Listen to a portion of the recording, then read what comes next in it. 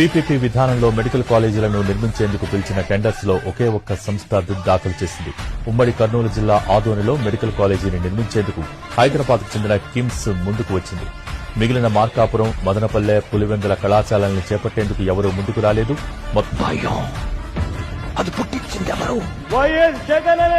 వినకుండా దీనికి ముందుకు తీసుకొని పోతే మాత్రం ఆ తర్వాత కాలేజీలు తీసుకున్నోడిని మాత్రం మనం అధికారంలోకి వచ్చిన వెంటనే 2 నెలలు జరగక మునిపే అందరు జైళ్లలో ఉంటారు.